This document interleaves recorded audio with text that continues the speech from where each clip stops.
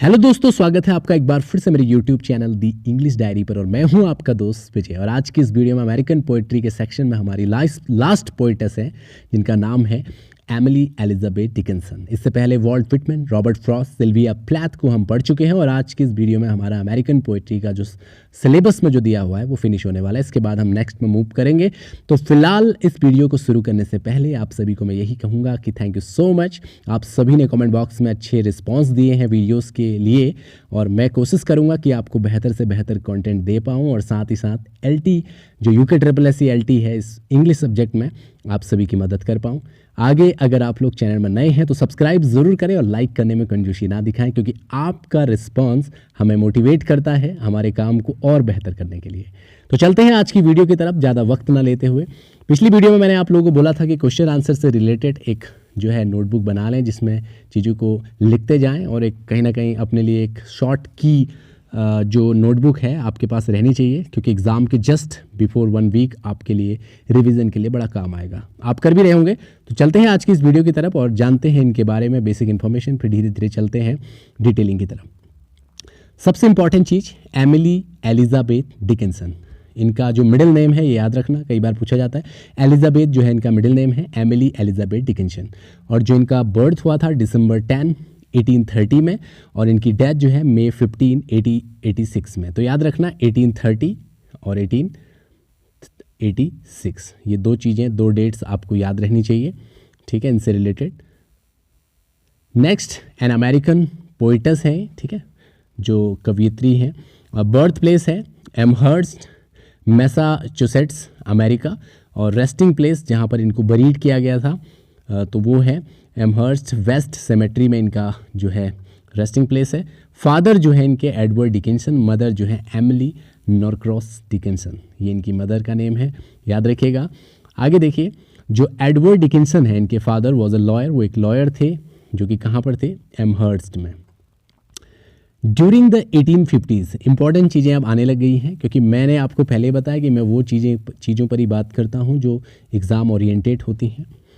During the 1850s, Dickinson's strongest and most affectionate relationship was with her sister-in-law, Susan Gilbert. The December 1850s के time पे जो इनका एक strong affectionate relationship हो गया था, किसके साथ रिलेशन हो गया था, सिस्टर इन लॉ के साथ, जिनका नाम था सुसैन गिलबर्ट, ठीक है। यानी अपनी भाभी के साथ जो है इनकी अफेक्शनेट रिलेशनशिप जो है उस वक्त डेवलप हो चुका था। Dickinson eventually sent her over 300 letters, लगभग 300 लेटर जो है इन्होंने उनके नाम लिख दिए। तो कहीं ना कहीं कई जगह ये कहा जाता है कि इनका एक इंटीमेसी वाला रिलेशनशिप जो है उस वक्त डेवलप हो गया था, ठीक है। आगे देखिए, the relationship between Emily and Susan is portrayed in the film wild nights with Emily. और इन दोनों के रिश्ते को जो है पोर्टियार्ड किया गया था, फिल्माया गया था, दिखाया गया था एक फिल्म में जिसका नाम है वाइल्ड नाइट्स विद एमिली, याद रखना इसको। नेक्स्ट पॉइंट है, एमिली वॉज अ पोएट, ये एक पोएट थी यानी पोएटस थी, influenced by transcendentalism and dark romanticism. इन दोनों चीज़ों से जो है काफ़ी प्रभावित थी, ये भी आपको याद रखना है। नेक्स्ट पॉइंट है, only 10 of Emily Dickinson's nearly 1800 poems are known to have been published in her lifetime. 1800 poems total इन्होंने लिखी थी, जिसमें से 10 ही पोएम जो है पब्लिश हो पाई थी, ऐसा कह रहे। कई जगह 10, कई जगह 12, कई जगह 14, ऐसे अलग अलग दिए, लेकिन ये याद रखना है कि नियरली 1800 पोएम्स इन्होंने लिखी हुई थी, ठीक है। अब एक चीज़ मैं थोड़ा सा यहाँ पर वीडियो को पॉज करते हुए आपको बताऊंगा कि जो इससे पहले हमने सिल्विया प्लैथ को पढ़ा था, तो आपने देखा था कि वो काफ़ी डिप्रेस कैरेक्टर थी, यानी कई बार उन्होंने सुसाइड की कोशिश की थी। अच्छा, आप कमेंट बॉक्स में बताएंगे कि फर्स्ट और सेकंड अटेम्प्ट में उन्होंने क्या ट्रायल लिया था सुसाइड करने का, आप मुझे बताएंगे क्या कोशिश की थी उन्होंने करने की। लेकिन इसी तरह से, ठीक इसी तरह जो है एमिली डिकिंसन जो है, हालांकि वो डिप्रेस तो नहीं थी, लेकिन काफ़ी ज़्यादा उन्हें लॉनलीनेस पसंद थी, काफ़ी सॉलिट्यूड प्लेस पसंद था, हमेशा कमरे में रहती थी, इंटरैक्टिव कम थी, लोगों से ज़्यादा मिलना जुलना पसंद नहीं था, बहुत सिंपल सादे से कपड़े पहनती थी। उनका एक ही जो है सबसे ज़्यादा इंटरेस्ट था, वो क्या था, लेखन का, ठीक है, राइटिंग का। तो राइटिंग उन्होंने काफ़ी की है, इसी वजह से आज हम उन्हें उनके बारे में पढ़ भी रहे हैं, सिलेबस में है, ठीक है। बाकी मैंने आपको फिजिकल इंटीमेसी वाला रिलेशनशिप का बता दिया सुसैन के साथ, जो कि उनकी सिस्टर इन लॉ थी। उनके जो ब्रदर हैं, ऑस्टिन की वाइफ ही जो है सुसैन गिलबर्ट हैं। नेक्स्ट पॉइंट है her sister name was Lavania, उनकी जो सिस्टर है उनका नाम लावनिया है और जो ब्रदर है ऑस्टिन है, ठीक है। Her brother Austin who attended law school and become a lawyer, law school उन्होंने ज्वाइन किया और लॉयर बन गए। Live next door with his wife Susan Gilbert, और यहाँ पर जो है वो बिल्कुल इनके बगल में ही अपनी वाइफ के साथ रहते थे। कहाँ पे? जहाँ पर एमिली डिकिंसन रहती थी। आगे देखिए, Dickinson's poetry was heavily influenced by metaphysical poets, इनकी जो पोइट्री है वो मेटाफिजिकल पोइट से काफ़ी ज़्यादा इन्फ्लुएंस्ड रहती मतलब थी, जो कि 17th सेंचुरी इंग्लैंड में उस वक्त चल रहे थे। तो मेटाफिजिकल पोइट्री या मेटाफिजिकल पोइट्स आपके सिलेबस में भी है, बहुत अच्छी ट्रिक बताऊंगा कैसे आप इसको याद रखेंगे, ठीक है। आगे जैसे जैसे वीडियोज़ बढ़ेंगी काफ़ी इंटरेस्टिंग आपको लगेगा पढ़ना हमारे साथ। Poetry collection by Emily Dickinson, इनकी पोइट्री कलेक्शंस जो हैं वो क्या क्या हैं इंपॉर्टेंट। कोई व्यूअर थे, उन्होंने ये पूछा था कि सर इतने सारे जो है पोइट्री कलेक्शंस हैं, कैसे इनको याद करें, कोई ट्रिक बताइए। बिल्कुल जी, आपको ट्रिक्स जरूर बताई जाएंगी, जल्दी इसके लिए एक वीडियो आएगी जिसमें कि आपको बताया जाएगा कि सिल्विया प्लेथ, कमला दास, जिसके पोइट्री कलेक्शन है उसके लिए क्या ट्रिक्स हैं जिससे आप इनको याद कर सकते हैं। बाकी फ़िलहाल आप इन्हें नोट डाउन करें, याद रखने की कोशिश करें। फर्स्ट जो इनका वॉल्यूम ऑफ पोइट्री है वो पब्लिश हुआ था 1890 में, जिसका नाम था सेलेक्टेड पोएम। सेलेक्टेड पोएम 1890 में जो है इनका पब्लिश हुआ था। Hope is the thing with feathers जो है वो 1891 में जो है पब्लिश हुआ था। और इनका जो थर्ड पोइट्री कलेक्शन है द कंप्लीट पोएम, यहाँ पर ये बाय मिस्टेक 55 लिख दी गया है, एक्चुअली ये 1896 में है, ठीक है। इसको आप करेक्ट कर लीजिएगा प्लीज़, यहाँ पर ये मिसप्रिंट हो गया है, आप यहाँ पर कर लीजिएगा 1896। तो ये जो इनका the complete poems third poetry collection है, ये डेट्स हैं। Selected poem, hope is the thing with feathers, the complete poems, ठीक है। Theme of the poem poetry जो है इनकी क्या रहती थी? Nature, self, death, immortality and love, ये इनके सारे जो है थीम्स रहती थी पोएम को लिखने की। इंपॉर्टेंट पोएम्स की सीरीज़ में आप बात कर रहे हैं कि कौन कौन सी इंपॉर्टेंट पोएम्स इनकी हैं, जैसे कि सक्सेस इन काउंटेड स्वीटेस्ट जो कि 1856 में है। अब देखो इसको याद करने की ट्रिक क्या है, मतलब इसका ईयर याद करने का। सक्सेस इज काउंटेड स्वीटेस्ट पहले पता रहना चाहिए कि ये वर्क किसका है, एमिली डिकिंसन का है।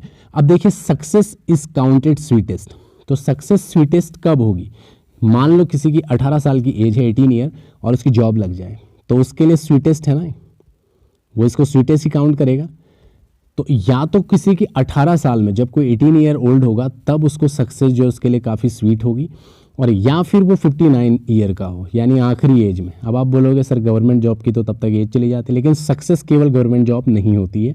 कहने का मतलब ये है कि 59 ईयर में पता चला किसी का बहुत अच्छा बिजनेस चल गया, तो उसके लिए भी सक्सेस जो है क्या होगी, काफ़ी स्वीटेस्ट। तो 1859 याद रखिएगा, 18 साल और 59 साल, ठीक है। ये दोनों टाइम पीरियड ऐसे हैं कि 18 साल में किसी की जॉब लग जाए या कोई सक्सेस मिल जाए तो उसके लिए स्वीटेस्ट होगी, और 59 के लिए। तो उम्मीद है कि समझ में आ गया होगा। नेक्स्ट देखिए, because I could not stop for death. अब 63 साल में आज की जनरेशन में कोई भी व्यक्ति जो है वो सोच नहीं पाएगा कि 60-70 साल ज़्यादा लंबा जी पाएगा। तो 63 ईयर में वो ये कह रहा है कि आई could not stop for death, मतलब मैं मरने से नहीं रुक सका। तो मरने से नहीं रुक सका तो 1863 में, यानी 1863 जो है इसमें कोई भी व्यक्ति मरने से नहीं रुक सकता इस जनरेशन में। हालांकि आप बहुत दीर्घायु हो, ये मैं उम्मीद करूँगा, आपके लिए ब्लेसिंग्स करूँगा। लेकिन कहने का मतलब, याद करने का तरीका है कि जो है 63 ईयर्स होने के बाद जो है कोई भी व्यक्ति जो है वो यही कहेगा आज की डेट पे, I could not stop for death. Next है, hope is the thing with feathers 1861, I am nobody who are you 1861, wild nights with wild nights 1861। ये सारे सेम ईयर के हैं, इसीलिए इनमें ट्रिक्स की कोई नीड नहीं है। आप एक को याद कर लें, सारे याद हो जाएंगे। आप लगातार देख रहे हो, hope is the thing with feathers, I am nobody who are you, wild nights, a bird came down that walk 1861, I like to see it lap the miles 1861, I heard a fly buzz when I died 1862। ठीक है, अब यहाँ पर ये बज वाला आके 1862। अब देखो, अभी हमने ऊपर मौत के बारे में पढ़ा था 63 ईयर में, यहाँ पे लिखा आई heard a fly buzz when I died, मतलब जब मैं मरा तो उस टाइम मैंने सुना किसे, फ्लाई बज। यानी 63 साल में हमने बोला था कि किसी व्यक्ति की डेथ हो ही जाएगी, तो 62 ईयर में उसको सुनाई देगा एक फ्लाई बज जो उसको बताने आएगा कि नेक्स्ट ईयर तुम जो है जाने वाले हो। ठीक है, तो ऐसे करके आप इसको याद कर सकते हैं। नेक्स्ट देखिए, there is a certain slant of light, जो कि 1861 फिर से आ गया। अभी आपको ये थोड़े अजीब ज़रूर लगेंगे, लेकिन दोस्तों जिस टाइम आपको याद आएंगे ना कि सर ने ऐसे बताया था, तब आपको बहुत मज़ा आएगा। तो देखिए जो 1861 वाला नेक्स्ट आ गया हमारा, देयर सर्टन स्लैंट लाइट, और ये डेथ वाला, I was not death for I stood up 1862, before I got my I put out 1862। देखो यहाँ पर ये फिर से ये वाला आ गया, इसको भी आप ऐसे समझ सकते हो, it was not death. 62 year में जब फ्लाई बज आई तो उसको लगा कि उसके मौत के संकेत आ गए, कुछ बज हो रहा है कि तुम्हें जाना है 1861 में, ठीक है। इट वॉज नॉट डेथ, लेकिन फिर वो कन्फ्यूज है, नहीं ये मौत नहीं हो सकती, ठीक है। आई स्टूड अप, मैं अभी भी खड़ा था, मैं जीवित था। सोचो वो व्यक्ति ऐसा कह रहा है, तो ये 62 साल में कह रहा है, 62 साल में वो बज उसको सुनाई दी, 63 में वो फाइनली कहता है कि अब मैं नहीं बच पाऊंगा। इस तरह से आप कोशिश कीजिएगा याद करने की। Before I got my I put out because I could not stop for death, ये तो हमने दोबारा यहाँ पर लिख दिया है, तो आप इसको भी याद कर लीजिएगा। अब मैंने कुछ पोएम्स के बारे में बताया हुआ है कि वो किस विषय पे हैं। I felt a funeral in my brain, most famous about mental health. देखो ब्रेन से रिलेटेड बात है और मेंटल हेल्थ की बात है।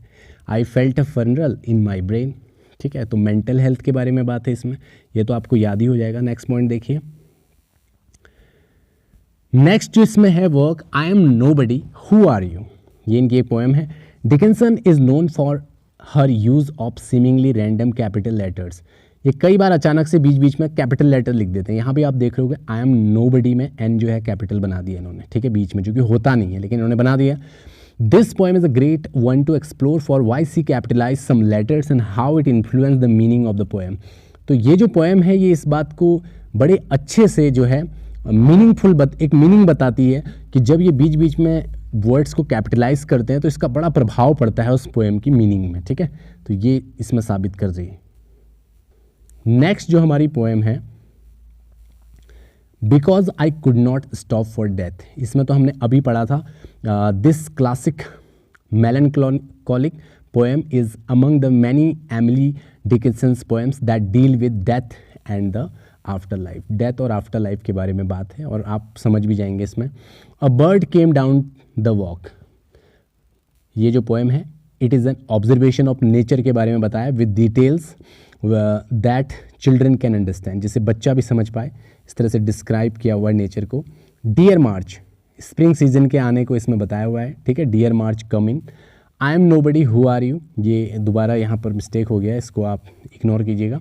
चलते हैं नेक्स्ट में, वाइल्ड नाइट्स, ये इंपॉर्टेंट है। यहाँ पर Dickinson is a multi faceted poem की जगह यहाँ पोएट होना चाहिए था, ठीक है, पोइटेस, हम यहाँ पर पोइटेस जरूर कर लीजिएगा। तो जो डिकिंसन है वो क्या है, एक फैसेटेड पोएट हैं और it explores an ambiguous relationship that could be religious or sexual.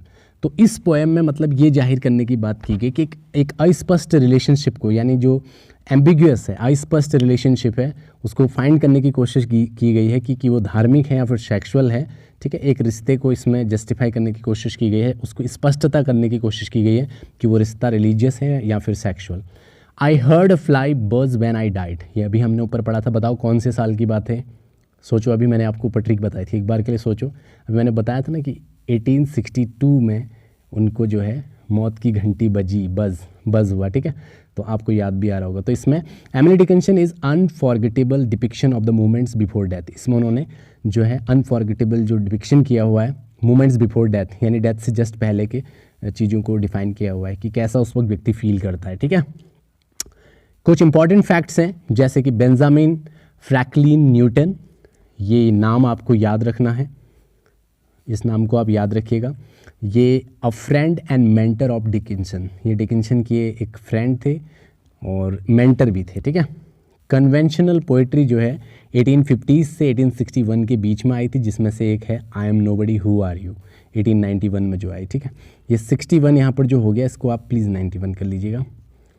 Next है, Emily Dickinson used unusual punctuation dashes which made her writing style unconventional. तो देखिए आप इनकी पोएम में एक खास बात देखेंगे, जैसे कि मान लो कि ये एक पोएम लिखी हुई है, ठीक है, ये इस तरह से पोएम, तो पोएम के पीछे डैश डैश डैश डैश लगाते जाते हैं, ठीक है, कभी कई सारे पंक्चुएशन मार्क्स भी ये लगाते हैं। तो पंक्चुएशन मार्क अगर कहीं लगे हों या डैश डैश लगे हों तो समझ लेना एमिली डिकिंसन लिखी हुई है, ठीक है। तो वही बात यहाँ पर बताया, डैशेस काफ़ी यूज़ करते हैं। ठीक है। राइटिंग स्टाइल इनका कैसा है, अनकन्वेंशनल है, याद रखिएगा इसे। नेक्स्ट देखिए, the first volume of Emily Dickinson poetry was publish in 1890, जो कि इनके आफ्टर डेथ था, 4 ईयर के बाद, मौत के 4 साल के बाद जो है फर्स्ट पब्लिकेशन आई थी। शी वॉज निकनेम्ड, इनका एक निकनेम भी है, द नन ऑफ एमहर्स्ट, याद रखना, द नन ऑफ एमहर्स्ट। ऐसा इनको क्यों कहा गया, सी फ्रिक्वेंटली वोर वाइट ड्रेसेस, ये अक्सर सफ़ेद कपड़े पहना करती थी, वाइट ड्रेसेस पहना करती थी। लास्ट पॉइंट है, complete work of Emily Dickinson published by a scholar, इनके कंप्लीट वर्क को एक स्कॉलर ने पब्लिश किया था जिनका नाम था टॉमस एच जॉनसन, और इन्होंने जो पूरे कंपाइल करके इनकी पोएम, इनके वर्क को लिखा था उसका नाम था पोएम्स ऑफ एमिली डिकिंसन। इस नेम को ज़रूर आप याद रखिएगा। तो फिलहाल आज की वीडियो में इतना ही, और फिर नेक्स्ट वीडियो में हम देखेंगे। यहाँ पर इन सब चीज़ों को आप याद करने की कोशिश कीजिएगा कि कन्वेंशनल पोइट्री इस सेशन में आती थी, वैसे इनका राइटिंग स्टाइल अनकन्वेंशनल भी था, ठीक है। सारे पॉइंट्स आपको याद रखने हैं, और नेक्स्ट वीडियो में हम एमसीक्यूज़ लेकर आपको मिलेंगे, और आप ज़रूर बताएगा कि ये वीडियो देख के आपको कैसा लगा। चीज़ों को लर्न करने का तरीका बनाइए और कोशिश कीजिए जितना ज़्यादा समय पढ़ाई को दे पाएँ। और कम्प्लीटली मैं आपको एक चीज़ ज़रूर कहूँगा कि जो चीज़ आप लिख रहे हैं केवल उसे लिखते ना जाएँ। अगर आपने एक वीडियो पूरी लिख ली है, लिखने के बाद उसे रीड करना है 2-3 बार। और एक चीज़ और, आप रटने की कोशिश ना करें, मेमोराइज़ करने की कोशिश करें। चीज़ों को लिखें, लिखने के बाद पढ़ें। जब हम मैक्सिमम टाइम चीज़ों को पढ़ लेते हैं तो वो हमें ऑटोमेटिकली हमारे माइंड में स्टोर होने लग जाती है, और ये बहुत ही मतलब ऑथेंटिक चीज़ है। अगर आप किसी चीज़ को रटने के बेस्ड बैठते हैं तो थोड़ा कॉम्प्लिकेटेड हो जाती है, क्योंकि हर चीज़ रटी नहीं जाती।